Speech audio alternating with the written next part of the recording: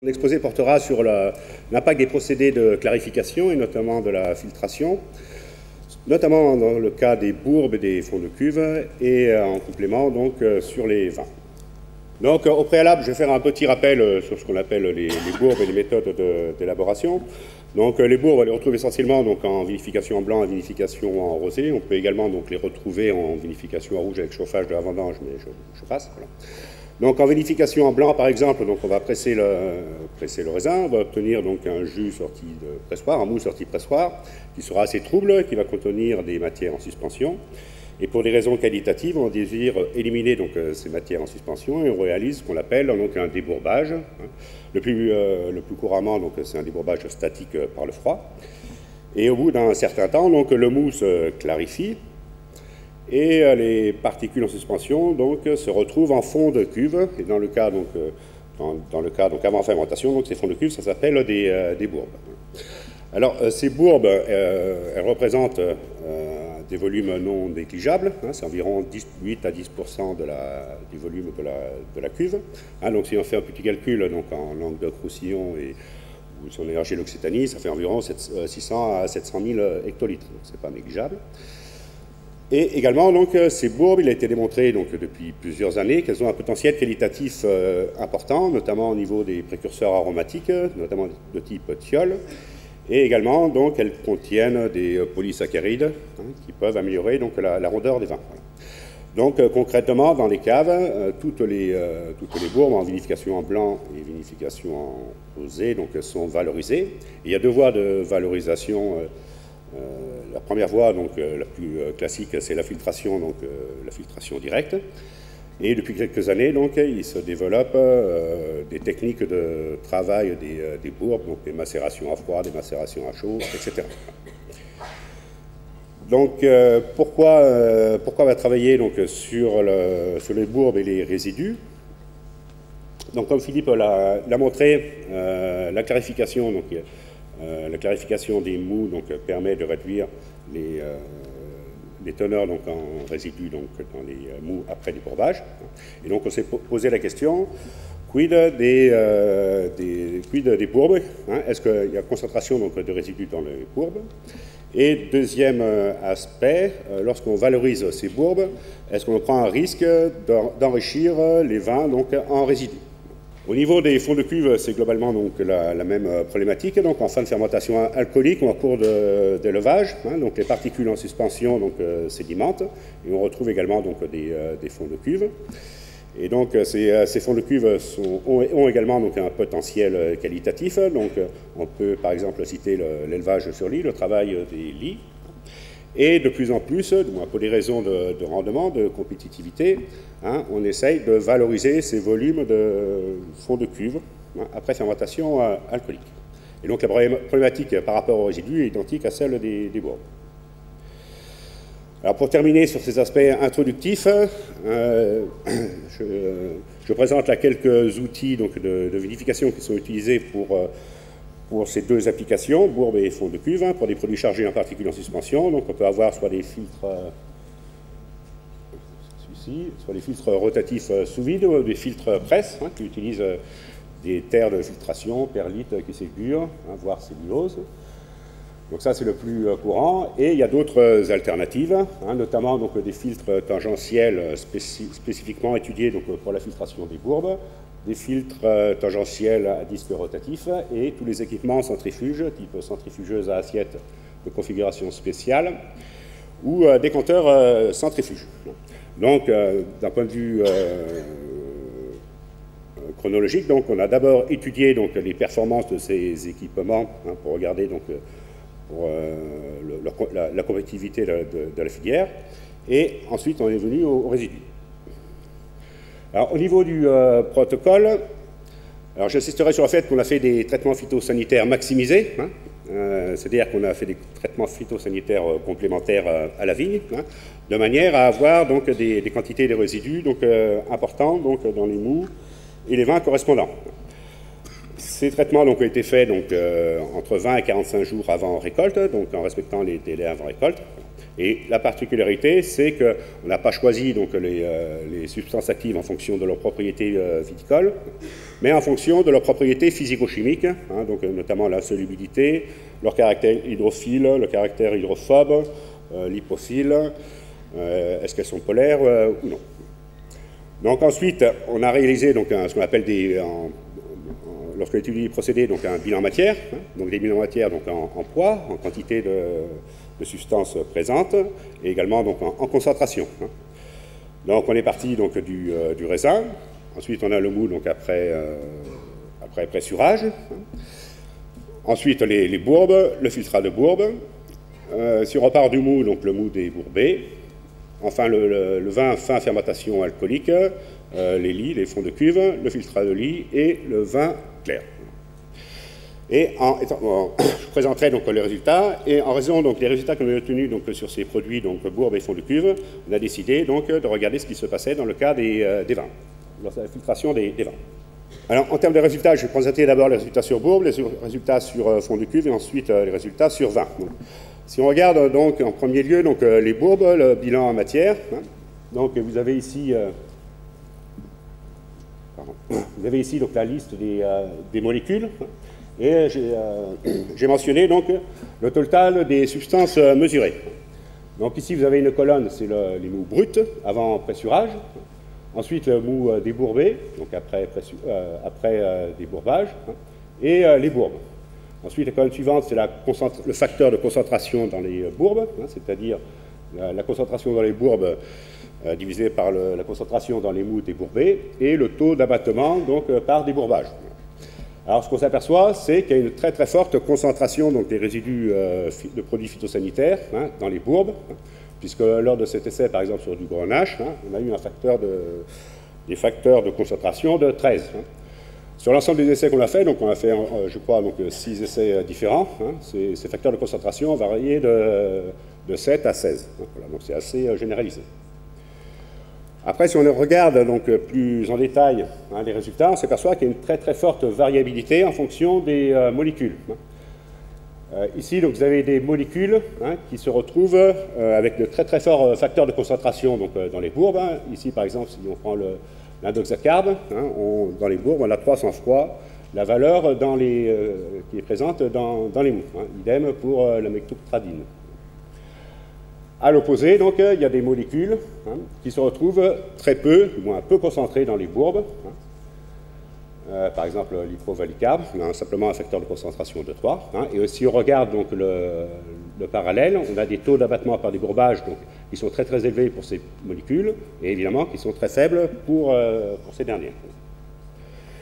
Et si on regarde aussi d'autres molécules, hein, on s'aperçoit qu'il y a des molécules qui sont non détectées donc, dans le mou, hein, mais qui sont présents dans les bourbes. Hein, donc c'était ce qu'avait dit donc, Magali.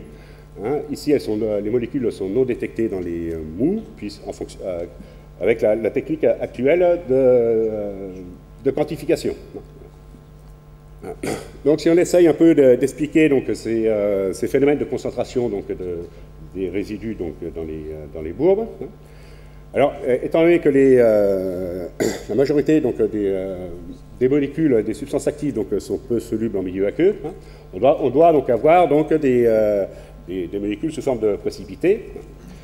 Ensuite, on a des substances actives qui doivent être liées, hein, liées donc, aux futures matières en suspension, aux futures parties solides des vignobles, des vignes. Hein. Par exemple, fixer des molécules qui adhèrent donc, à des pellicules, des molécules qui sont absorbées par des membranes cellulaires. Hein, et lorsque l'on triture la vendange, lorsqu'on presse, hein, évidemment, donc, elles vont être fixées donc, aux matières en suspension. Et enfin, le dernier phénomène, lorsque le mou, donc, on libère on extrait le mou, hein, il y a des molécules qui sont à l'état libre, hein, mais qui vont donc être attirées, donc qui vont se fixer donc, sur les particules en suspension. C'est ce qu'on appelle les phénomènes d'absorption. Et donc ici, donc, c'est un essai qui vous montre comme quoi donc, ce phénomène d'absorption des matières en suspension donc, est significatif. Ensuite, donc, premier résultat, donc forte concentration des résidus phytosanitaires donc, dans les bourbes. Ensuite, qu'en est-il de la filtration des bourbes, hein? C'est les résultats que je présente sur ce tableau. Hein? Donc ici toujours la liste des molécules, hein, le total des substances mesurées, les concentrations donc, dans les bourbes, les concentrations donc, dans le filtrat, donc, après filtration donc, sur de la perlite, et les concentrations après filtration sur un filtre tangentiel, et les taux d'abattement hein, par filtration perlite. Alors on s'aperçoit qu'il y a une très forte rétention des résidus de pesticides lorsque l'on filtre les bourbes, hein, puisqu'ici on est à 87%, donc on est proche de 90%. Et il faut également regarder plus dans le détail, puisque c'est très molécules dépendantes. On a des molécules pour lesquelles les taux d'abattement est quasiment de 100%, hein, type indoxacarbe. Il y a d'autres molécules où le taux d'abattement est très élevé, hein, comme la méthoctradine. Voilà. Tandis qu'on a des molécules hein, qui sont retenues donc, par filtration, mais pas totalement. Hein. Voilà, donc on va retrouver donc, dans le filtrat de bourbe. Et si on fait le parallèle entre les résultats précédents, donc il y a une relation directe hein, entre le taux d'abattement par décantation statique et les taux d'abattement par filtration. Enfin, donc, le dernier point, la dernière question posée, est-ce qu'il y a un risque de contamination donc, des vins lié à la valorisation des bourbes? C'était un peu la question du départ. Donc là, j'ai pris un exemple sur le Cabernet Sauvignon rosé. Et là, vous avez donc les résultats. Hein, donc, il faut comparer donc, le mou après débourbage qui est en jaune, le filtrat de bourbe qui est en bleu. Voilà. Et donc, on s'aperçoit que pour ces molécules, hein, donc les teneurs donc, en résidus, que ce soit donc, dans le mou après débourbage ou le filtrat de bourbe, sont sensiblement identiques. Ici, donc, ce sont des molécules qui ont été détectées dans les bourbes, hein, mais qui n'étaient pas présentes dans le mou, hein, et ni détectées dans le filtrat de bourbe. Donc, pour considérer qu'il y a peu de risque de contamination des vins liés à la valorisation des bourbes. Après, si on prend le cas des fonds de cuve, je prendrai présenterai un seul slide. Ici, donc, vous avez les teneurs donc, en milligrammes par litre, d'un mou après débourbage, du vin clair fin fermentation alcoolique, les teneurs donc, dans les fonds de cuve et les teneurs donc, après filtration des fonds de cuve. Alors, on s'aperçoit donc comme dans le cas des bourbes, qu'il y a une concentration donc, dans les fonds de cuve, hein, mais qui est ici, dans ce cas-là, qui est plus faible. Hein, on a un facteur de concentration de 2. Et surtout, que lorsqu'on filtre ces fonds de cuve, hein, on a des teneurs donc, en résidus, quelles que soient les molécules, qui sont très proches du vin clair. Hein, voilà. Donc, également, donc, il n'y a pas de risque, du moins à l'état actuel des connaissances, il n'y a pas de risque de contaminer les vins par une valorisation des fonds de cuve. Enfin, donc, en ce qui concerne donc, la filtration des vins, est-ce que la filtration des vins permet donc, de réduire donc, les résidus donc, dans les vins? Alors ici, vous avez le taux d'abattement des résidus par filtration. Le critère, c'est le total des substances mesurées. Hein, on a totalisé l'ensemble des résidus phytosanitaires avec différentes techniques de filtration. Donc, on a pris de la cellulose, une perlite de 4 Darcy, une autre perlite, un premier qui ségure, un deuxième qui ségure, 2 plaques filtrantes, donc une plaque clarifiante et une plaque stérilisante, et enfin une plaque charbon.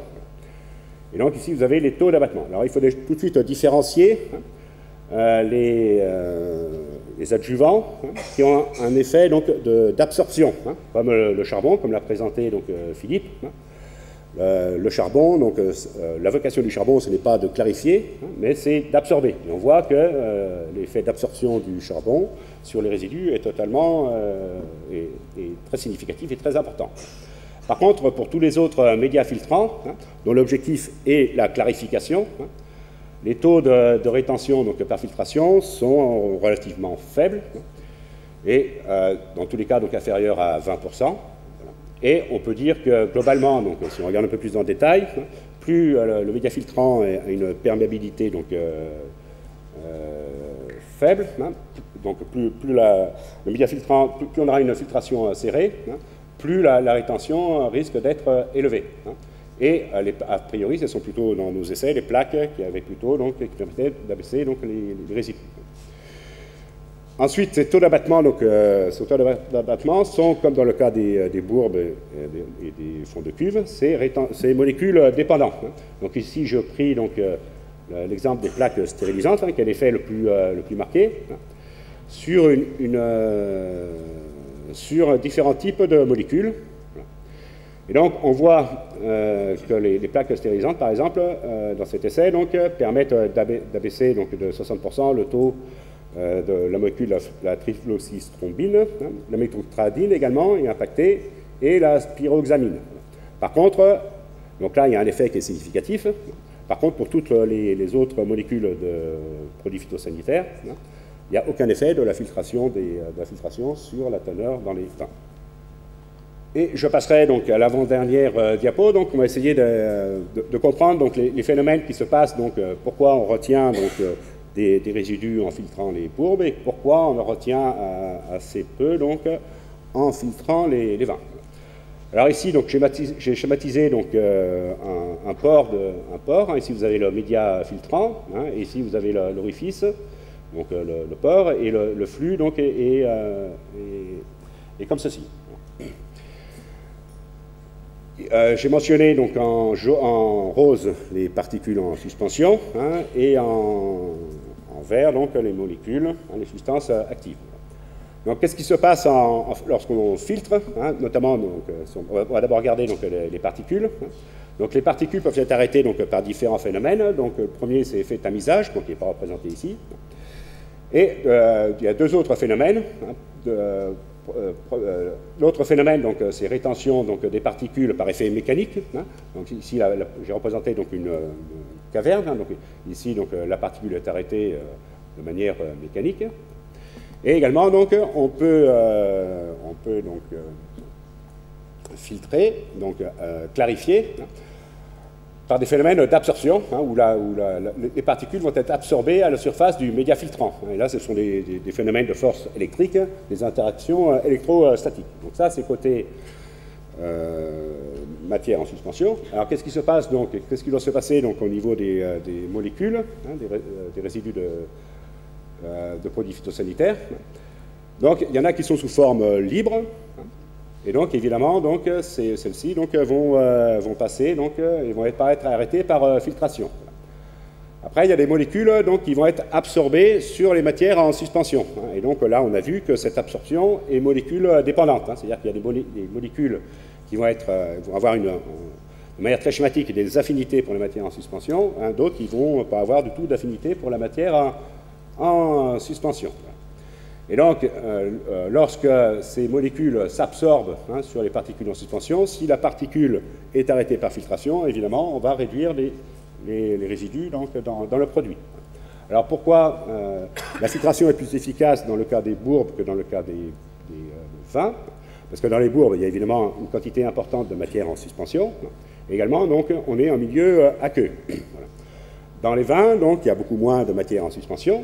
Et également, on est en milieu avec présence d'alcool, hein, et tous les phénomènes d'absorption sont beaucoup plus limités en présence d'alcool.